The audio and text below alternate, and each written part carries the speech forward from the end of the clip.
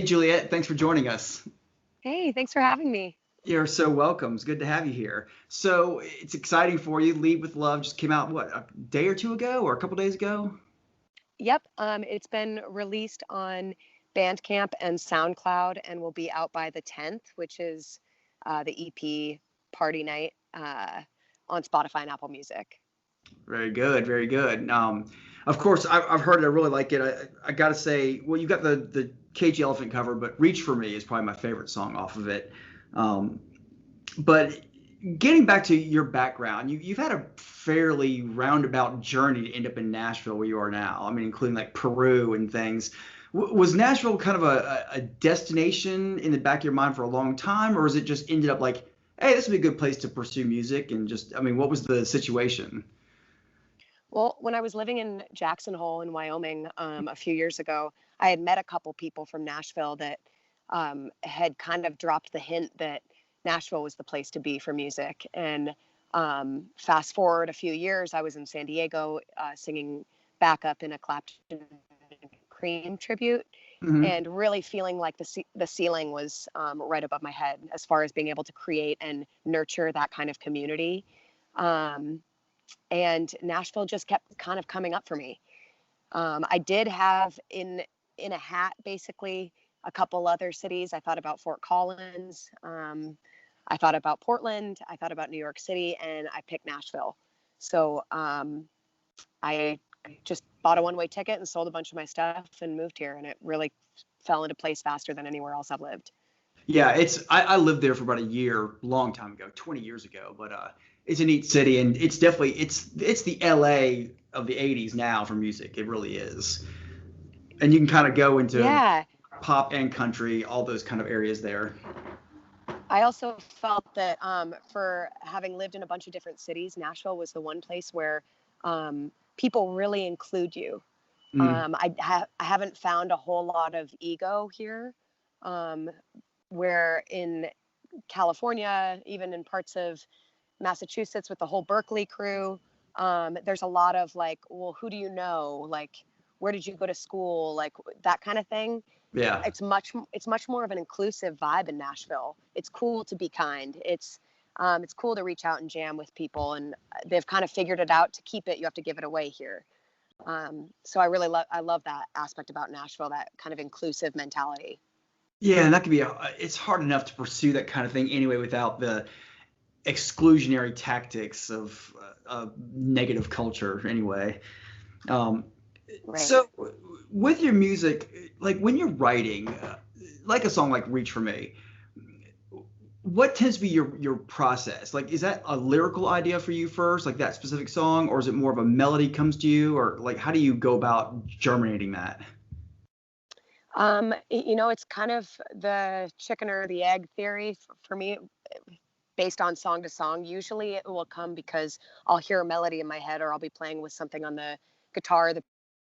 Um, it, I'll kind of go from there, where the phrasing will follow the melody, or I'll be playing with an idea. Some words will sound cool to me, and I'll have this melody floating around, and I'll try it that way. Okay. Usually it's a melody that comes first, and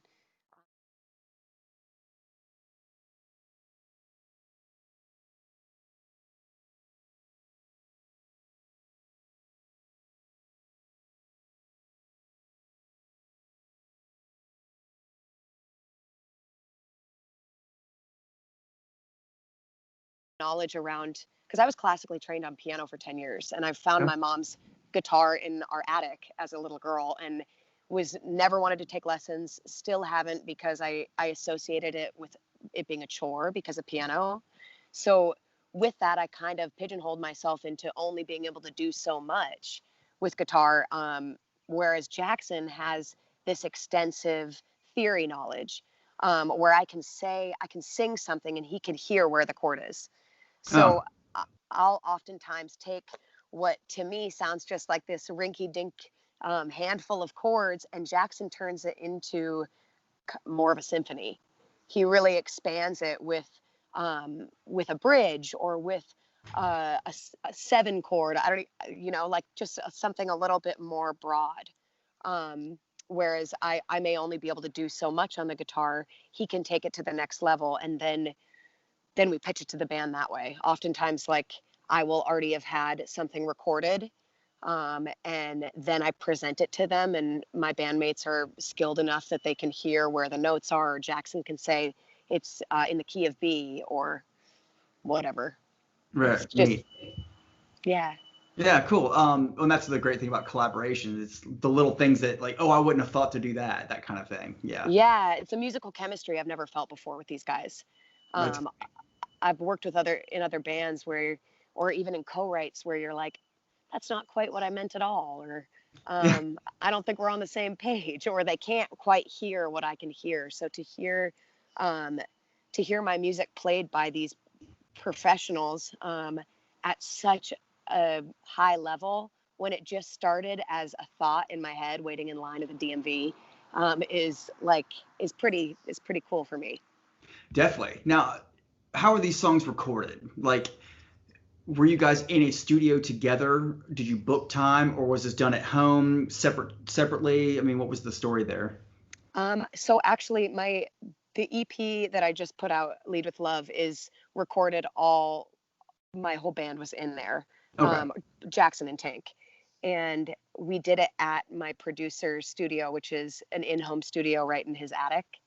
And I had recorded all of my music since moving to Nashville with him. And once I started curating this vibe with my band, I was like, God, wouldn't it be cool to have all of them on the tracks instead of doing an electric drum kit or a plug-in that you download off of Logic or whatnot, Right. to have the real deal in there. So they came in, and we were all pretty COVID conscious. So we all had masks on, but we are all in the same studio playing at the same time. Um, Very cool. and yeah, it was really, really neat. Yeah, definitely. To be able to do that this year is nice because some people had to record separately, and the convenience of that is fantastic. But it's nice to be in a room and get the vibe off each other. It's an entirely different experience. I thought about being able to really keep it separate and keep everyone safe, is to send the tracks, bounce them to everyone's laptops or their interfaces, however they do it. But we got lucky enough to all be able to come together because there's a vibe that is like warm honey in the room when Hmm. you're all together and you're jamming, and you can feel it's almost like our heartbeats aligned. Right. So it's definitely a different vibe that you can hear, for me at least, versus being in separate rooms or separate even cities, recording over each other apart from one another. I got lucky enough to be able to have that kind of Yeah. vibe right There's there. something irreplaceable about that you can't do when you're not in person together. Definitely. Totally. So with the producer, like, that's interesting because I was wondering if you were doing it all yourself, or what the story was. Like, was something like where you double your vocals. Um, I like that you keep it's two distinct parts where you're doubling. You're not trying to make it just sound full. You're making it obvious that it's your voice doubling yourself with like slight variation, which to me is better sounding. Um, is that your idea to go into that, or is the producer saying, "Hey, let's try this"? I mean, or do you say like, "Oh, I think it sounds better to do like add my voice on top of my self here and here"? I mean, what's the general way that's done?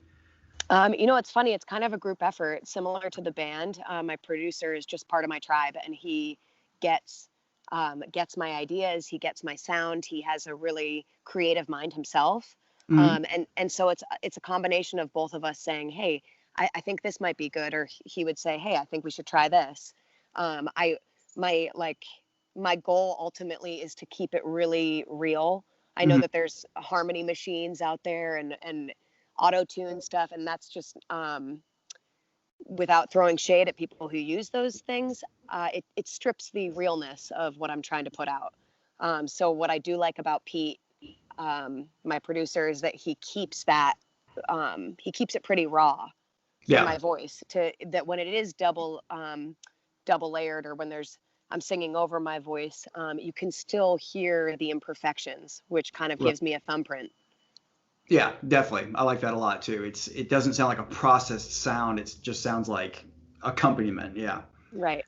Um, with the your philosophy, you've mentioned like the moon is a big source of inspiration for you, and you released it like on the harvest moon, or Yeah. releasing it.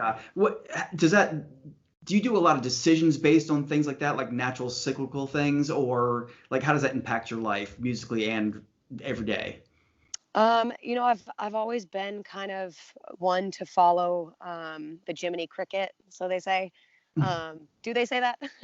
uh, it's from Pinocchio. It's like your conscience, Right. um, or like that kind of gut feeling. I've always been sort of into that. I definitely am a nature person, so channeling that primal instinct of the harvest moon being a good time to set intentions and put out ideas and manifesting, it just seemed to fall into place that that would be an appropriate data release. I've lived most of my life like that, based on a gut instinct, which has gotten me into trouble sometimes, but it's also the reason that I'm probably still alive. Is tuning into those kind of when to hesitate and when to just go for something.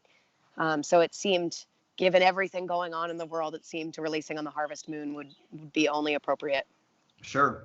Now, who were your inspirations growing up? Like, obviously, you had the piano lessons and stuff, piano training, I should say. But like, who were your personal idols or inspirations as you grew? My dad really influenced me a lot with older stuff: Chet Baker, Harry Connick, Frank Sinatra, Mhm. Etta James, Otis Redding. That a lot of that stuff from the older eras kind of played a part into my vintage sound. I do love Nora Jones, Sure. Amy Winehouse, big fan.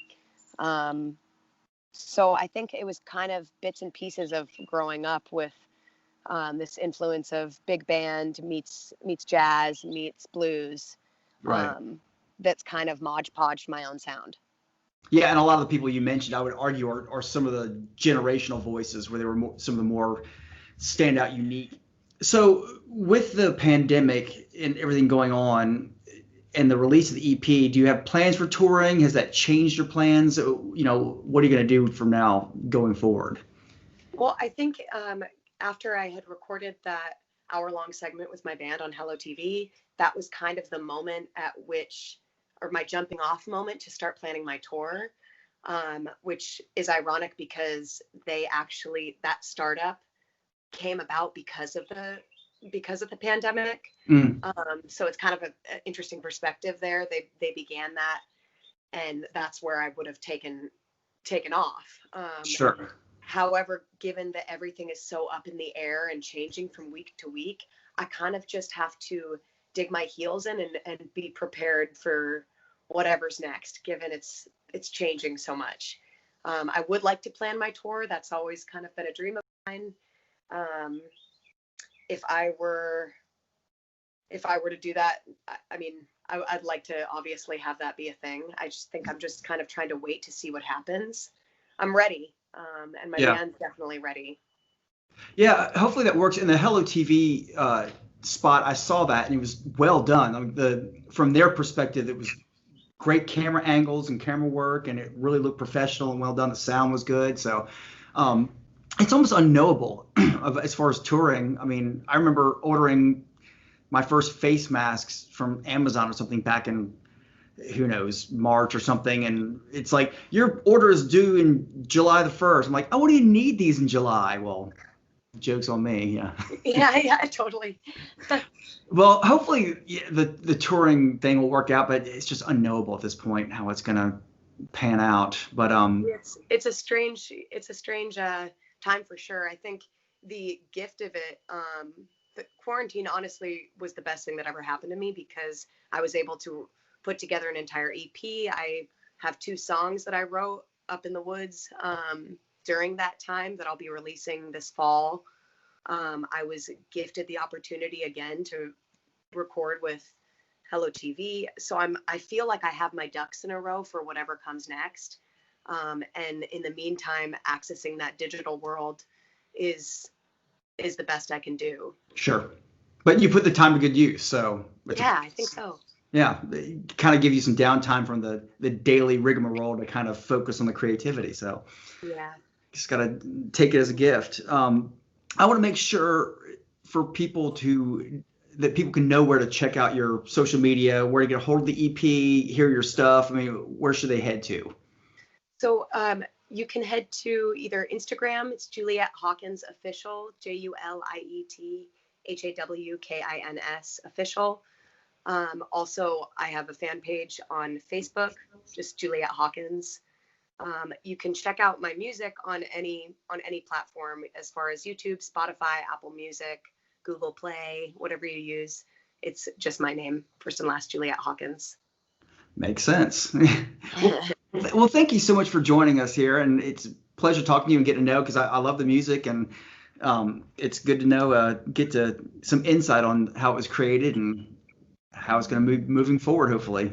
Yeah, thank you. I'm really excited to be here. Thanks for having me. Well, I'll be keeping an eye on it and seeing how it progresses. Yeah, please do. Cool. Thanks so much. Yeah, I appreciate you. Bye. Have a nice day, Peter. Yeah, you too.